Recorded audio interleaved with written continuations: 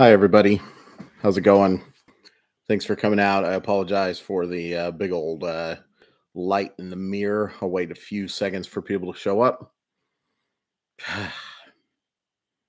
Sports is pain. Turn off my phone while I'm waiting for you folks to come say hello. Do not disturb. Turn on. I cannot save you. I can't even save myself. Oh, all right. I'm just going to post a link to this real quick. Here we go. As you can tell, I'm very prepared for this, as I always am. My videos are always perfect. There's never been a mistake made. Live now. Come join us in sweet agony. All right. Well, that was going into until it wasn't. That is exactly right. And honestly, if you were a neutral party, if you liked the Mariners or you hate the Dodgers, this game stunk on ice. But if you're a neutral party, just like yesterday, I thought it was an awesome game. I'm not a neutral party. So I got less enjoyment in it than I think some other people did. But yeah. Okay, let's start this thing up. Mariners do lose 6-2 in 11 innings. They fall to 81-67 on the season, and they guarantee a series loss to the Dodgers after losing the first two games. Talk about the scoring plays. First or ninth, nothing. In the 10th inning, Colton Wong hits a sacrifice fly to score. Ahmed Rosario just missed that pitch. If he would have hit a grand slam, this video would have been, no, it doesn't happen. Mariners do get one in the 10th, a Mike Ford single with 2 outs that scores Josh Rojas. But the Dodgers get 5 in the 11th. Max Muncy hits a little blooper that scores Mookie Betts. Chris Taylor singles in Max Muncy and Will Smith. 4-1, Teoscar Hernandez. Not Teoscar Hernandez. I wish it was Teoscar Hernandez. Enrique Hernandez singles home Ahmed Rosario and Chris Taylor. 6-1. The combined exit velocity on those, I didn't look it up, but it's about 12 miles an hour. In the 11th inning, the Mariners get one. Dominic Canzone strikes out, but the pitch is so wild. Teoscar Hernandez does score. Before I get into your questions and all that stuff, let's thank the good people of Simply Seattle for sponsoring the show, the very best in Seattle sports gear. Whether you're a fan of the Mariners, the Seahawks, the Huskies, the Kraken, the Sounders, the Storm, Huskies, Cougars. This is a college football town anyway. Whether you're a fan of any of those teams, Simply Seattle has the very best gear. And if you use code MOLLYWOP15, MOLLYWHOP, you can save 15% on your order. Can't recommend them enough. Simply Seattle is the best. We thank them so much for sponsoring this show. All right. Let's get into some positives. There were some positives today. We're still in this thing. That's the biggest positive, I think, is how Houston looks awful right now. They have lost, I believe, 4 of 5, and those 4 of 5 losses have come against the Oakland Athletics and Kansas City Royals. Unbelievable. Stephen Kwan, thank you very much, helping us out. Boston Red Sox, you're useless, and you do not help us out. Just a useless franchise. Just an absolutely useless franchise. You can't help us out a little bit. Instead, you give the only thing you're good for is giving the team we're playing Mookie Betts and Ryan Brazier, who, what an awful trade that was. I'll go to my grave telling people how terrible that trade was. Positive Colton Wong. Oh, yeah. It's way past your bed, Furness fan. Get back to bed. Yeah, the ultimate positive, Gabe, you're 100% right. Bryce Miller was fantastic tonight. Was throwing strikes with everything. Four-seam fastball had a lot of carry, a lot of spin on it. That was really impressive against a really good lineup. Now, there was some hard contact that ended up being caught. I think Mookie Betts lined out 14 times in this game, but Bryce Miller was fantastic. Through everything that you could ask for to him, and he handled it with aplomb. That was one of the best starts I've seen Bryce Miller have. Probably the best start I've seen him have outside of the starts he's made against Oakland. But he wasn't alone. Taylor Sassetto did a great job. Matt Brash did a fantastic job. Andres Munoz was fire tonight. Absolutely fire. That slider he threw to get the second out of the inning. Oh my gosh. That's the slider we need to see from Andre Munoz going forward. If he can be that guy, oh, it's huge. It is huge. And then Justin Topa, yeah, he gives up the run. But I think he pitched pretty darn well, actually. I'm not sure that ball actually hit James Outman. They were never going to overturn it because you see the jersey move. I don't think that he actually hit him, though. I think that the jersey moved after the ball was in Rowley's mitt, but it wasn't going to get overturned. And he gives up a little blooper hit, and he gives up a sac fly to Colton Wong. It was a bad pitch to Wong, to be fair. But I thought he pitched fine. And Spire pitched well, too. You talk about bad flipping luck. That pitch to Max Muncy, that's a guy just fighting for his life, and he just happens to find it. And now, look, I think that's also the argument that you can make, that, hey, that's why you want people to make contact. Some good things can happen. Now, bad things can happen, too. You can get into double plays. You can have a lot of things go wrong, right? But that's your argument, is you can say, hey, look what happens when you make contact with the baseball. But all of those hits, every single one of them, was not hard contact. Really, the only guy who made hard contact tonight was Jason Hayward. Jason Hayward had a fantastic game. 4 for 5, 3 doubles? Yep, 3 doubles. Amazingly doesn't drive in a run. But every run tonight, with the exception of Wong's sac fly, was just baseball being mean. I said this on Twitter. It was death by 1,000 paper cuts. It really was. Just a bunch of little bloopy crap. Kelnick did play a great defensive game. Yeah, I'll try to play some catch up before I get into the offensive stuff.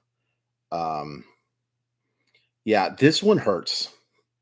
This one hurts. As Mita Master points, my heart ripped out of my chest. Yeah, this sucks. This sucks too because I think you outplayed the Dodgers today. But it doesn't matter. It does not matter. And Julio's catch. That catch on the line drive, and he almost had a spectacular catch on Hayward's double as well. Like, there's like 3 outfielders I can think of that would run that baseball down and even get close to it. Unfortunately, the run doesn't score. But like, you just see how special of a defensive player he is. Absolutely stunning defensive player. Positives offensively. Oh boy. Good to see France with a couple hits.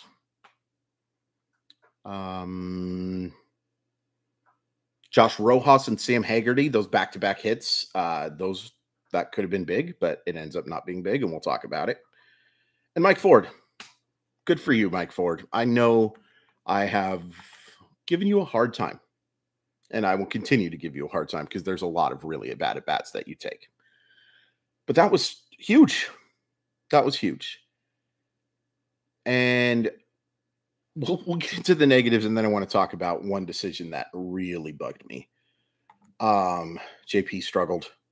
I know he gets on twice, but a couple of awful strikeouts. Julio strikes out twice, one of them on a pitch by Ryan Brazier. That at-bat he had against Ryan Brazier was an awesome at-bat.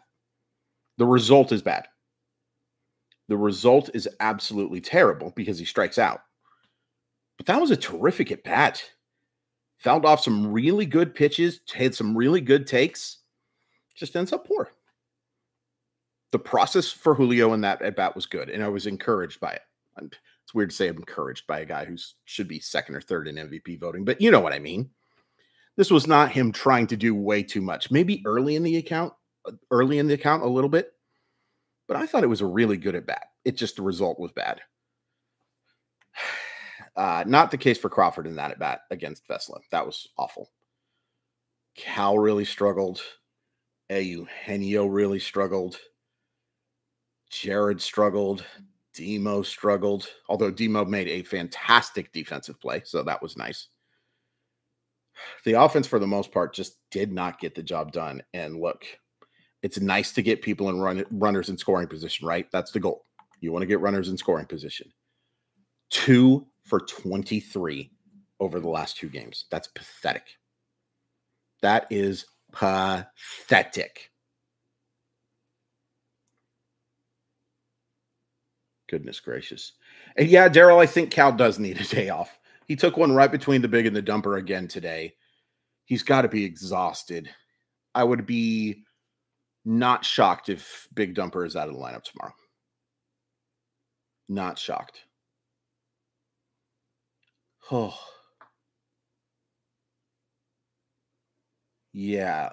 And Justin, you're right. Those 3 Ks were huge. I give Ryan Brazier credit.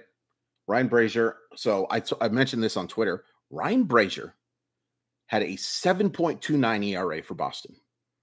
It was the last time I looked, and it certainly went down today because they didn't give up a run, 0.79.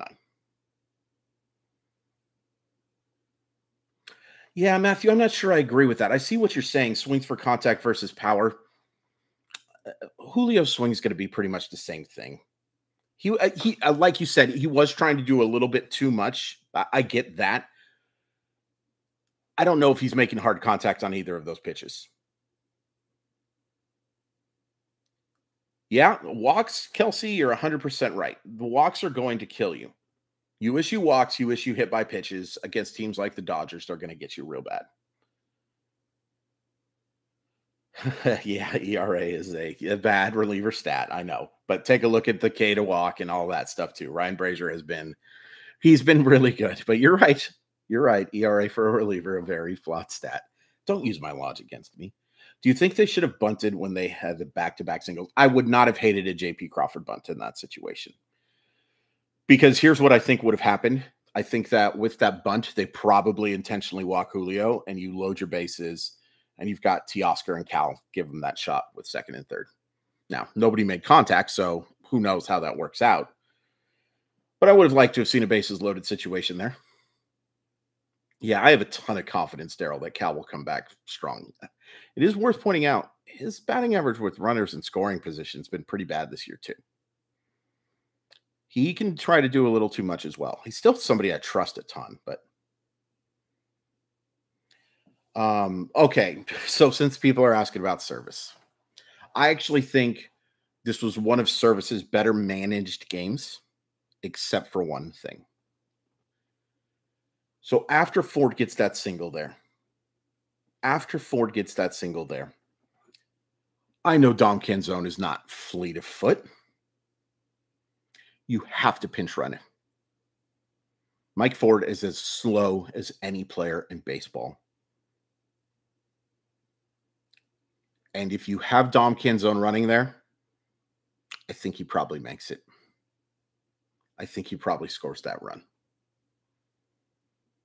But Mike Ford had no shot. Heck, Mike Ford barely got to third base. Not barely, but he was like, what I mean by barely he was pulling into third basically as the throw was hitting the cutoff, man. He got a bad jump because he's not a smart base runner either. You have to pinch run for him. And for those of you saying, well, you need Ford to play first base, Dominic Canzone's played plenty of first base, and you can move people around. Oh, yeah, he was winded for sure. Confidence in Gino?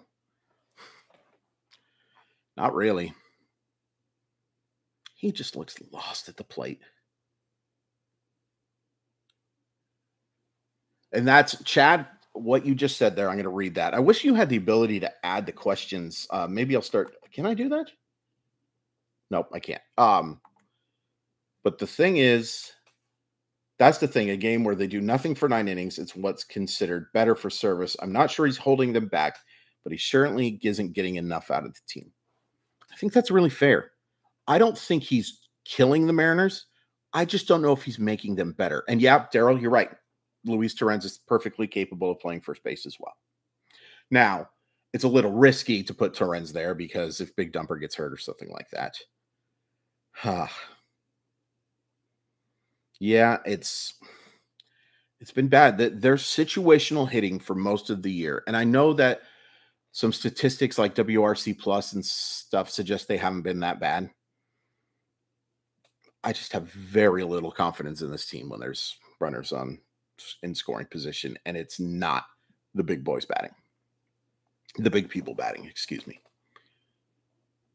Yeah, JP did try to hit a 5-run home run in that at bat in the ninth, man. That was a really poor at bat. And so was the at bat from Dominic Canzone. That was awful. That was horrendous.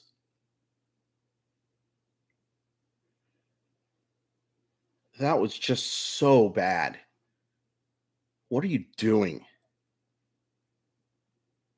He's looked pretty bad. And I got to say, I would be tempted to go with Marlowe over Canzone for the rest of the year. Because at the very least, Marlowe can play defense and run. Imagine having Cade Marlowe to run for Mike Ford in that situation. He scores. There's no question about it. There's no question about it. And yeah, Service isn't striking out the 1, 2, 3 hitters. There's no question about that. That you have to put blame on the players. You have to put blame on the front office. It's not all Scott Service's fault, but there's been some bad decision making, dude, or dudette, whatever you identify as. There's been some horrible decision making. His decision making in the series against Tampa Bay, some of the worst I've ever seen from a Seattle Mariner manager. Bad teams have bad luck. Stop with the whining. This is a mediocre swing at anything team. Okay. Thanks for coming out. Maybe JP. I hate bunting. I hate giving up outs. And JP Crawford is a very important player for this offense and has been for most of the year a very successful offensive player. His on-base percentage is still among the very best in baseball, but he doesn't look like the same player right now. He's trying to do too much. We talk about Julio trying to do too much. Right now, JP Crawford is definitely trying to do too much. The contact has been bad. And Colin brings up being 6-14 in extra innings and speaks to situational hitting. It speaks to the situational hitting. It also speaks to how dang lucky they were in 2021 and 2022. Now, 6-14, no doubt about it. That is bad luck. There's some bad luck involved there. But I said it a lot on Molly Watt Monday. At some point, the good luck in one-run games is going to turn around. Now, I was thinking it was going to turn around at like a 475 winning percentage. Not what they've been this year. That's just mean. That's just mean baseball, people. That is not what we're looking for. If you're being completely honest, what was your confidence level that the Mariners would successfully finish that game on top heading into extras? Not high. Not high at all. In part because of the fact that they had used their big time relievers. And as soon as Topa, especially after Topa gives up the run, so that's not answering your question completely, honestly. But it wasn't high. I thought they really had to get it done in the 10th because, and Spire pitched fine. He gives up a bunch of runs, including the zombie runner. But I have a hard time blaming Gabe Spire for any of that. Just some bad luck. Yeah. I mean, all of those hits, I haven't looked it up because I'm not good at this, but I bet if you looked it up, I would guess the expected average on those hits is super high. Or super low, excuse me. Super high chance to get those guys out. Kelsey, I couldn't agree with you more. The Ghost Runner is very stupid. I hate it. I absolutely loathe it. And baseball knows it's dumb. Baseball knows this isn't real. If it was real, then you would see the zombie runner go into postseason games. Everything else that they're carrying over, same shift rules, same everything else. Everything else is going to be the same. So, The fact that they don't carry that over tells you what they really think about it. Uh, couple of things. First of all, guys, if you guys would please I'd really appreciate if you hit the like button and the subscribe button. It really helps the algorithm. I really appreciate you guys coming on out and all that stuff. But if you could hit that thumbs up button, I'd really, really appreciate it. It helps you a lot. Chad's going to give us those exit velocities. I am excited to see them. Kershaw seemed gettable early. Now, I don't think Kershaw was great today. He was leaving a bunch of those curveballs up. Now, that's a little bit of a weapon for him because without getting too technical, one of the things that Kershaw has is he has depth in that curveball. And when you have that depth, the ability for that to be breaking in and late into the catcher zone, it allows you to kind of play with the higher part of the strike zone more than it does if it did not have that same depth, because then it's breaking middle and you can crush it. But there is no denying that Kershaw, they left opportunities on the table. Heck, Julio hits that scorching double. And I wanted to bring this up too. I didn't love Julio trying to get to third. I understand it's hard to ever give Julio even a yellow light. Didn't love that. Now, I don't think they would have scored anyway, but that just completely ruined one of their better scoring chances. And he got gunned. He was nowhere close. I haven't seen Julio gunned down like that very often. Muncy, 86.6. Hayward 101.5. He hit that hard. Hayward did have a little scorcher. He played really well today. Chris Taylor, 73.3, and Enrique, 61.7. Come on.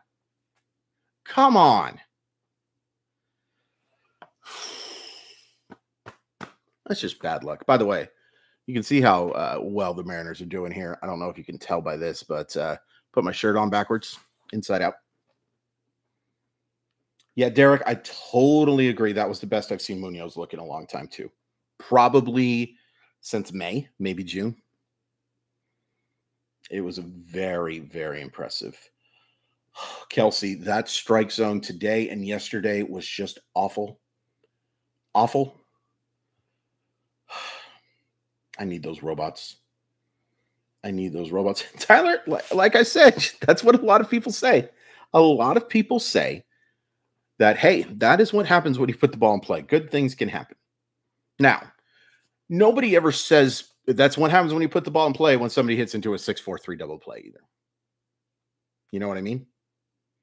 So there are bad things that can happen with just making weak contact. But there's very few good things that can happen when you strike out.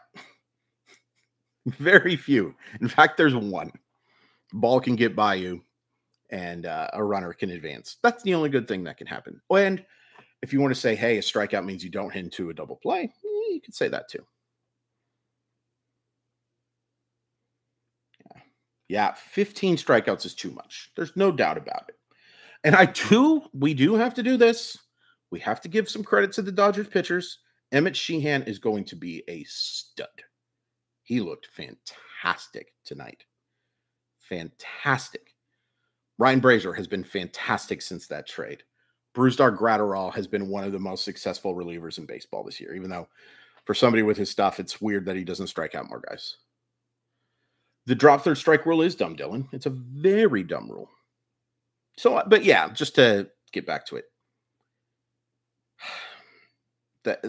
you have to give some credit to the Dodgers, but the Mariners made things a little too easy tonight, and that's just been a case so often this year. Where do we close from here? Texas offense versus M's offense. Blue Jays won't go away.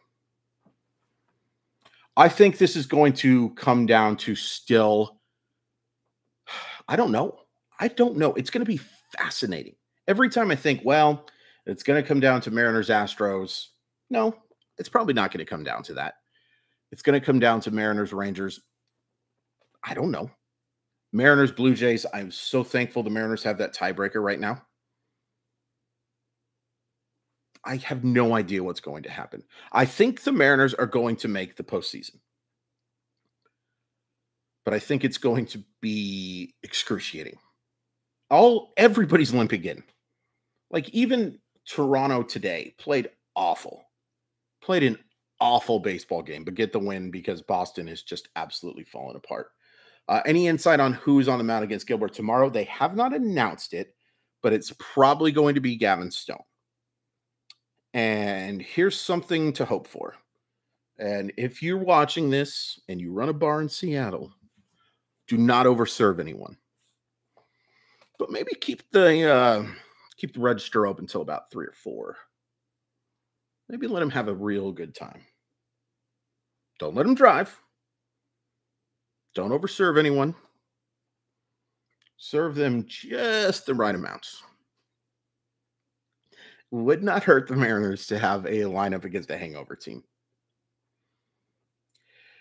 This year does seem like inevitable Dodgers or Braves World Series victory.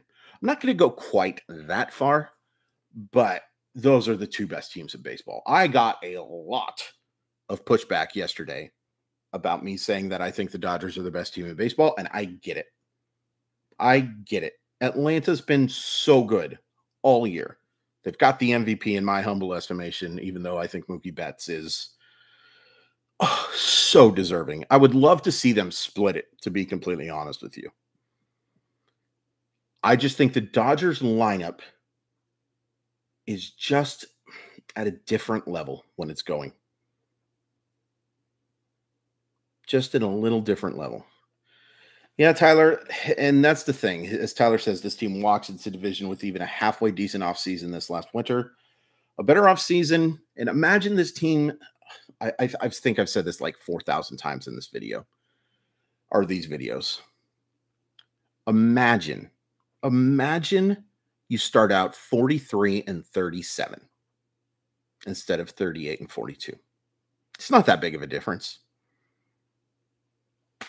in terms of that, like 38-43 instead of 38, yada, yada, yada. Imagine having 5 extra wins right now. And imagine the games they don't lose, and they lost quite a few of them because of guys like AJ Pollock and Tommy La Stella and Colton Wong playing. Yeah, and the Braves have some talented guys too. Atlanta's really good. Atlanta's great. I would love to see an Atlanta Dodgers World Series. If it's not Seattle, it's not possible. I will appreciate it if it's the LCS, but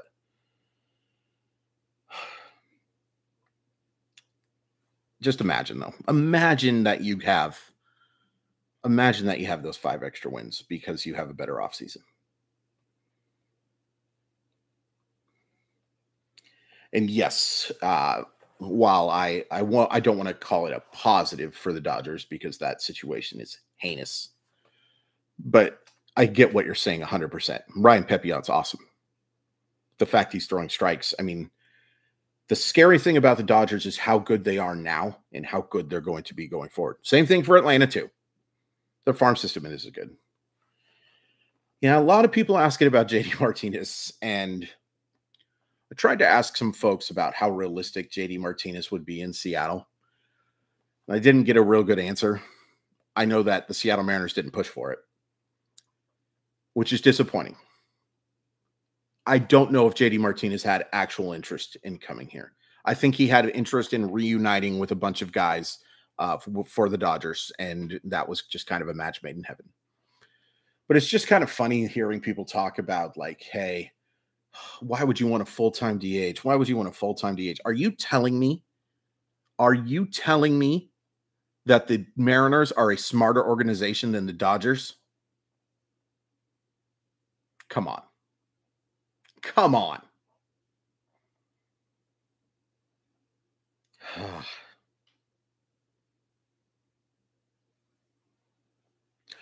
The rotation in the playoffs, that's a good question.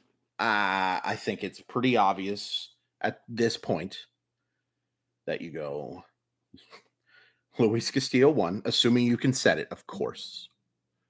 Luis Castillo 1, Logan Gilbert 2, George Kirby 3. And then Bryce Miller, I guess, starts game 4. In fact, not guess. Bryce Miller has to be on a short leash, but Bryce Miller would be that 4th starter for sure.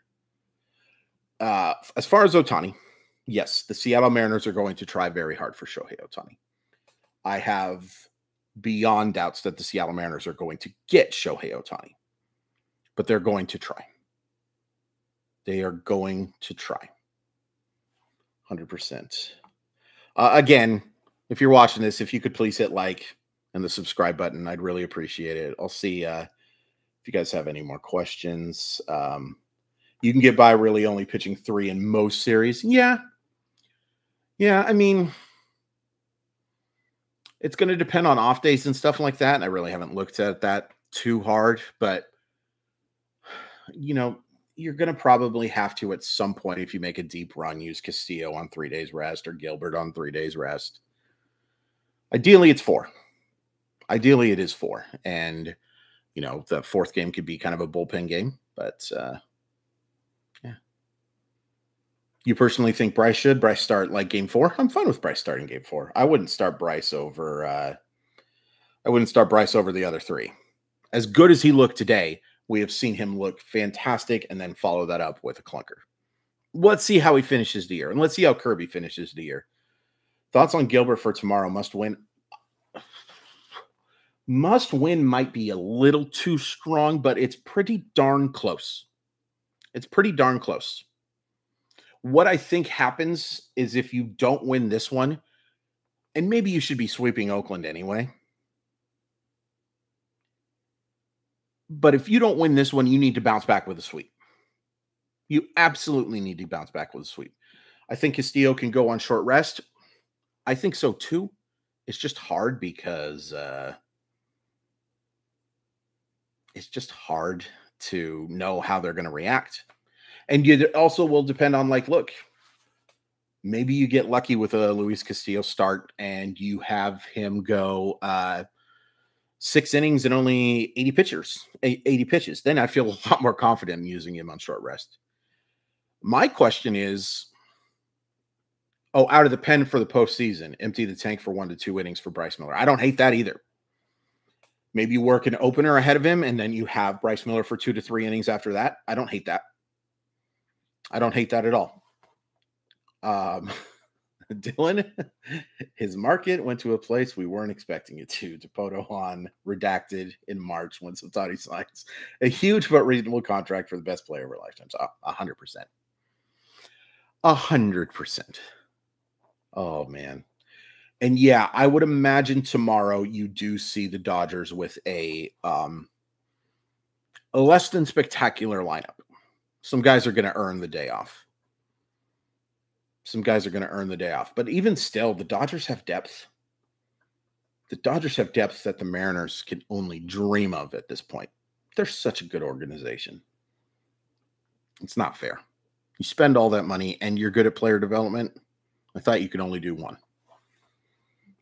Now, my question for you guys is, do you consider starting to use guys like Castillo on short rest in the regular season? Let's say you are a game back somehow. Are you, with a game back with so few baseball being left to be played, are you starting Brian Wu against the Texas Rangers or Houston?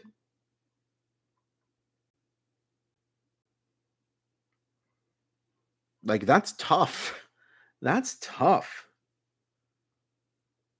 And that's the thing too.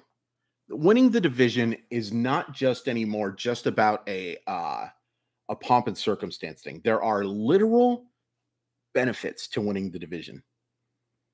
You win that division, you get at least 2 home games, and you have a big enough lead on Minnesota. It's closing a little bit, but you have a big enough lead on Minnesota now that you are all but assuredly going to be playing.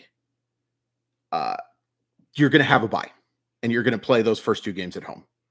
I think that's massive. I think non-offensive concerns me more than Miller or Wu.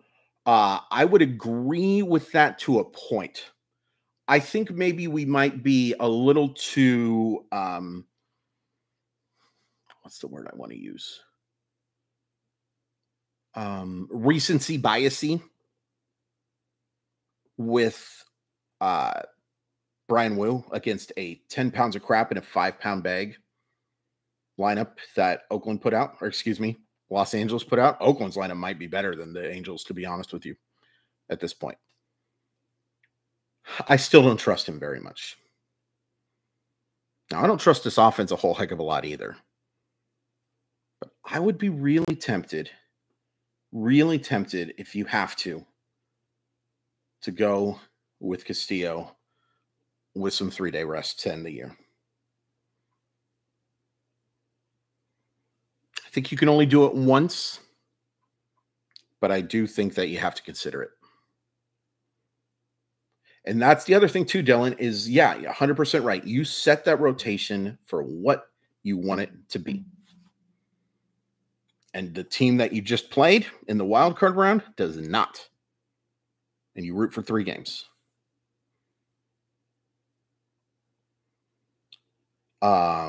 Would you say 10-4 wins the division? Yes. 10 wins for the rest of the year wins the division. 100%. Lock it in. I think 9-5 actually might do it, depending on who those wins come against. If you win 3 games against Oakland or 3 games against Oakland and the Dodgers, let's just say that, and you only get 6 more wins against Texas and Houston, I'm not sure if it does it. Yeah. Do you think we see Class A and the Billy Hamilton on the bench real soon, especially with all of these narrow games where that skill set should shift the balance? So they thought about doing this with Marlowe last year.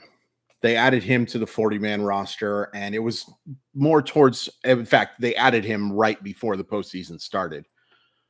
It's not the worst idea. It's not the worst idea. Because you have to, I believe, add Class A to the 40-man roster at the end of this year anyway. So why not? Plus, note Caballero didn't get picked off tonight. Thank you for bringing that up, Kelsey. It ended up not mattering. But, the contact play. The contact play is just killing me. It is killing me. And I want to give Caballero credit for one thing. After he takes off, he does get in that rundown enough to get that runner to second base, and that's why they end up tying this game. So credit there. However, there were some people on that old website that I think they call X now that were trying to tell me that he has to run there because Max Muncy would have gotten him at third. Absolutely freaking not. There's no way Max Muncy is quick enough to go get Jose Caballero if he goes back to third. There's no way. Max Muncy is a lot of things. Quick like a cat is not one of them. So whether you agree with the contact play or not, the idea that Caballero had to take off there is nonsense. Absolutely incorrect. 100,000% not right. It ends up working out. And good job by Caballero to get in the rundown enough to get Rojas into second base. But I hate the contact play. I hate it. And yes, there was absolutely bad luck there. Rojas hit the ball hard. It just went right to the third baseman. As Dylan points out, 101 off the bat. That's hard blank contact.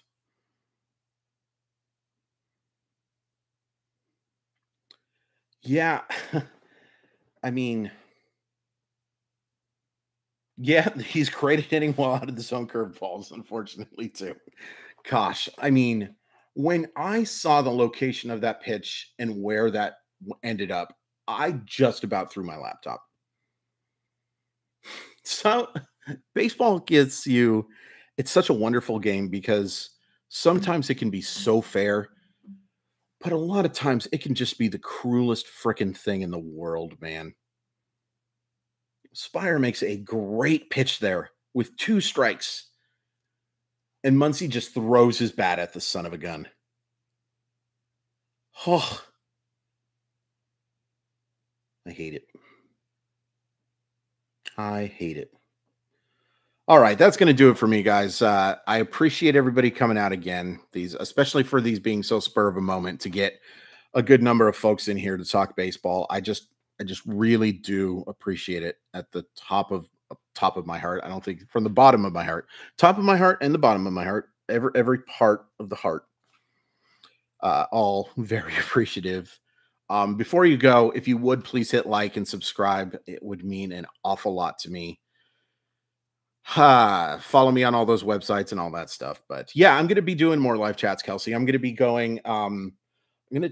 I can't do it tomorrow. Grandma and I have plans. Grandma and I are gonna have French toast for dinner after the game.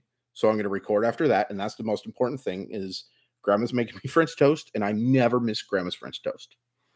The best French toast in the entire world. I'd invite you all over, but yeah.